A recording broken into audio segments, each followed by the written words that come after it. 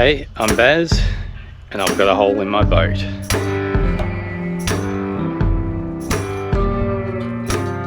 If you watched the last video, you would have seen us up at the back of Bribey Island sailing with Chris Joseph, which the sail went really well, and right at the end of it there was a bit of a bang as I was winding up the swing keel, and the keel cable broke. It was a brand new cable. It was literally weeks old.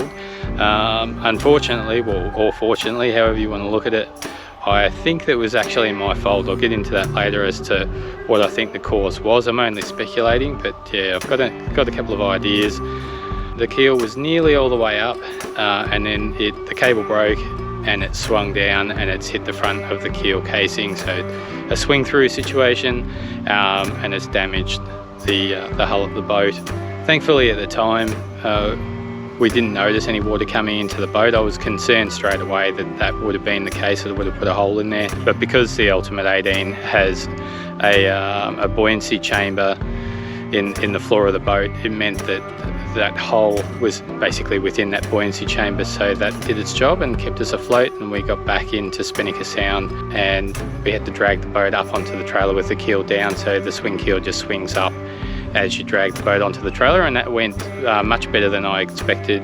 Wasn't too bad. But let's get stuck into the repair now. This is my first time doing any sort of fiberglass repair, so I'm not doing this video to show people necessarily how to do a fiberglass repair. There's some great resources on the internet that'll help you out there, but I suppose what I'm trying to show is that, well, if you get stuck in, you give it a go, you do a bit of research, hopefully we can get the job done and it'll turn out all right.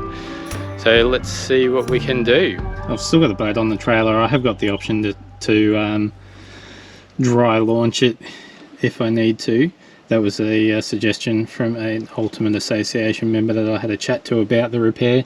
But I'm going to see how I go just with it on the trailer, because I feel like I can get pretty good access to the whole area to be repaired. So we're looking at the keel case, or the keel slot there, looking towards the front of the boat.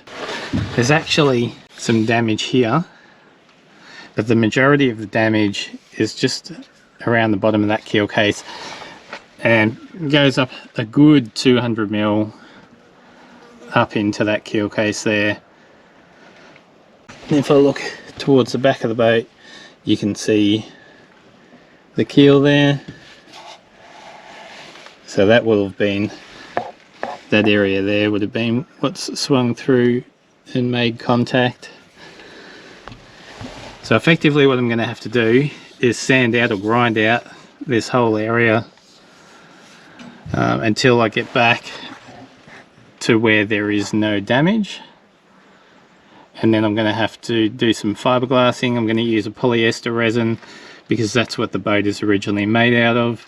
But I need to do a two-sided repair as well, which means I need access to inside of that buoyancy chamber.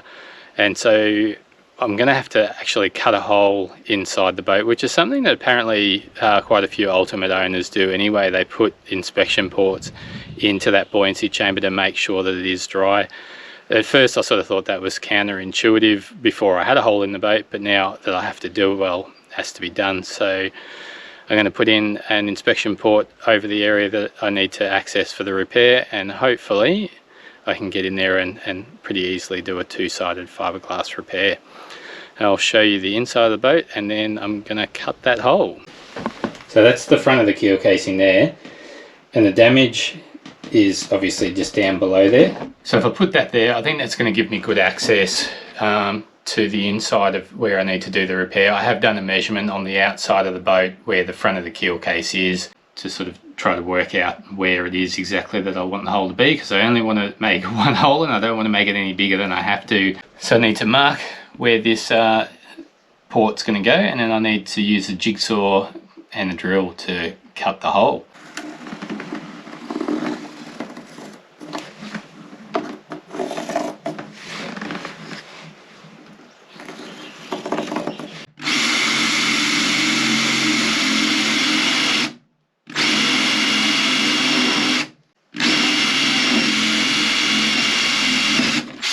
The other issue I face with this job, and I should probably be doing it already, but I thought just drilling that hole wasn't going to create much dust, but I can sort of smell it, is I've got a full beard, and I need to be wearing a respirator, and respirators and full beards don't go together. Now, if this was something I was going to be doing quite a bit of, then I think I'd just have to shave the beard off, but I am reluctant to do that, and with a bit of search on the internet I've found a way that I can wear a respirator, and I feel comfortable with it. I'm by no means saying that this is what you should do. This is what I'm comfortable with doing for a small job, but if I was going to be doing more fiberglass work, I definitely wouldn't be doing it this way. I'd either shave the beard off altogether or get a forced air respirator, something where I wear a full helmet, something like that, but they're far too expensive for just doing a small job like this. So I'll show you how I'm going to get around this respirator issue. It's going to look a bit ridiculous, but I think it's going to do the trick. I've got a cheap exercise band from Kmart, and what I'm going to do is I'm going to use this to create a fairly good seal around my head. So as ridiculous as this is going to look, get that on my chin, and then it's going to come up my cheekbones. So I did read a medical research paper that suggested that this was a viable way for people with beards to get a good seal while using a respirator. So I've got an A1 P2 respirator, so that's organic vapors and particles, which will cover me for this sort of a job.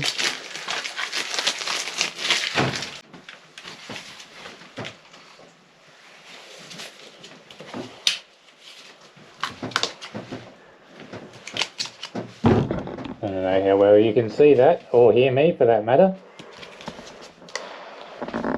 but I feel like that's giving me a pretty good fit.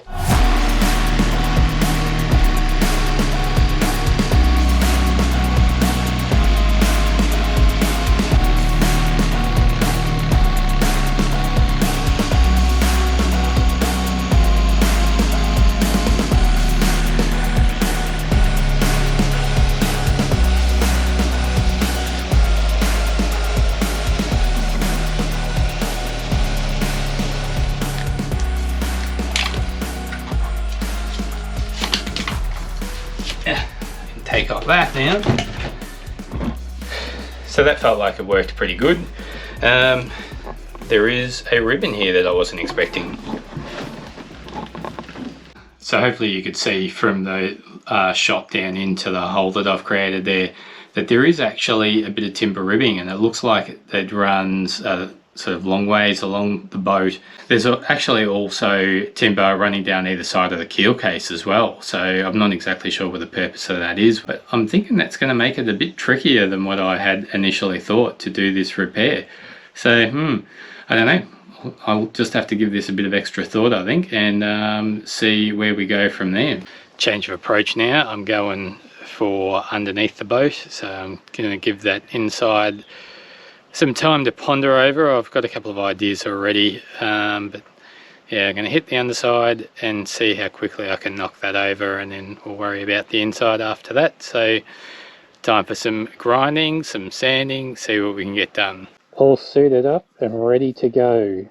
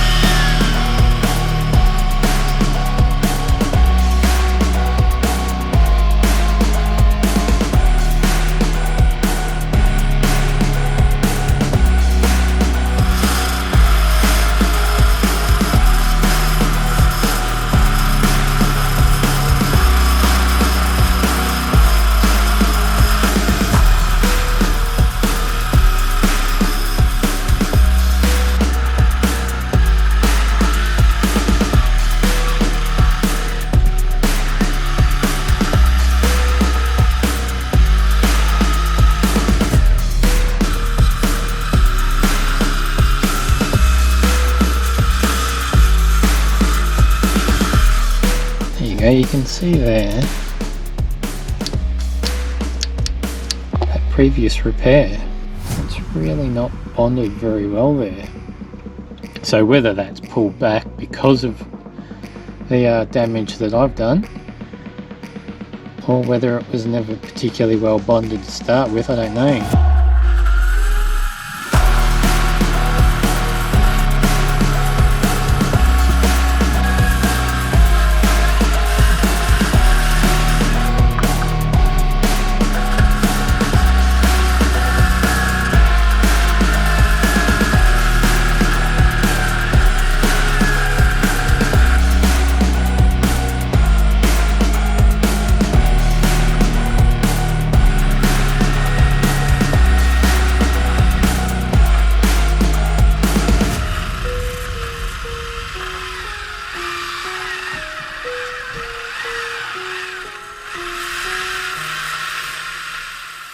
Ready to call it for the day. I'm pretty happy with how the undersides come up, so I'll show you that. So I've definitely made holes bigger, but that is the idea. Get rid of any damaged material there. So there's definitely an old repair there. Goes right up in there, and I think a lot of that damage was just reopening the original damage and the original repair, but I'm pretty happy with how that's looking. It's going to need a bit of fiberglass to repair it, but I think we can do it. So now I just have to do the inside, work out exactly what I'm doing there. That'll be tomorrow's job.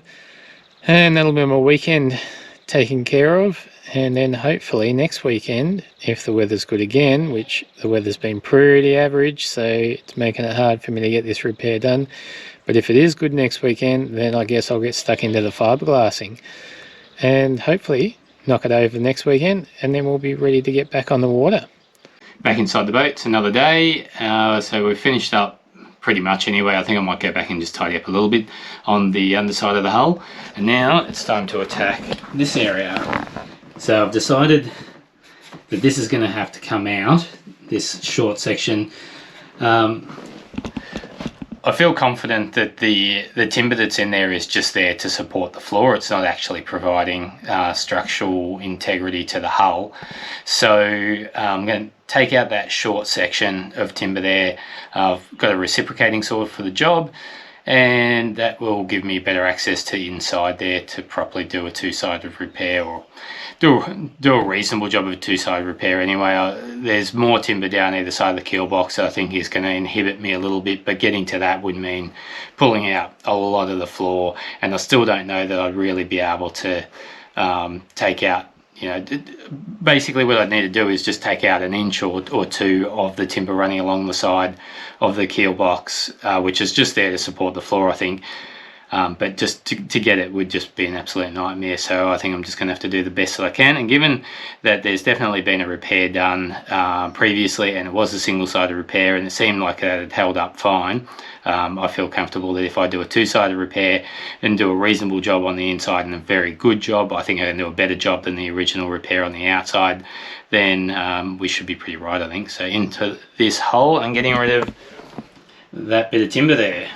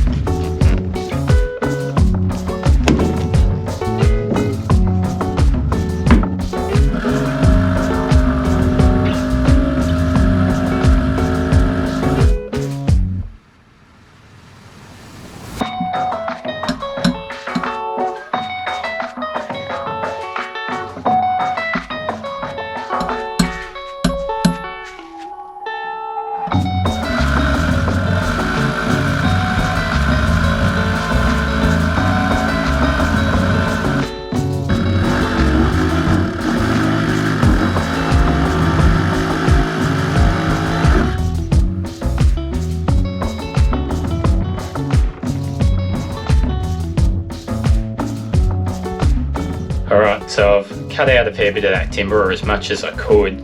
I'll show you what I've done, but I don't think it's really going to help me actually. I really just don't think I'm going to be able to get in a good two-side repair. I'm just going to have to do a really good job of the one-side repair, I think. So we're looking straight down, just the edge of the keel box and the mast support there. Basically that timber is running down the edge of the keel box there, and it's stopping me from getting any sort of fiberglass along past the actual edge. And I can see the original damage. It's pretty clear there, and the repair that's been done, and that's obviously held. So I think that's just going to be the best bet. I think that's about as good as I'm going to be able to do without. I think if I was going to do it any other way, I think what I would have to do is I'd have to cut the floor out, and I'd have to cut it right along the edge of the keel box there, and take that out to there, take out that whole section right around here, just so that I could take out, you know, a couple of inches of that timber support that's running along the edge of the keel box there.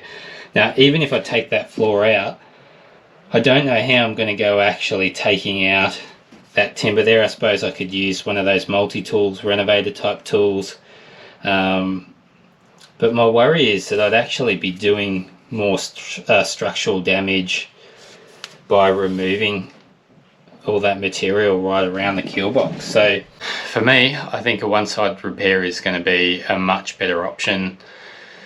So I think that's what I'm going to do. That's where we're up to. So I think I'll leave that there for now. Coming up in part 2, the hole gets bigger. So what started out as a pretty small hole is now a pretty big hole, but that was all weakened material, so it really was best to completely take it all out. The fiberglassing gets done, and I bring this part of the project to a close.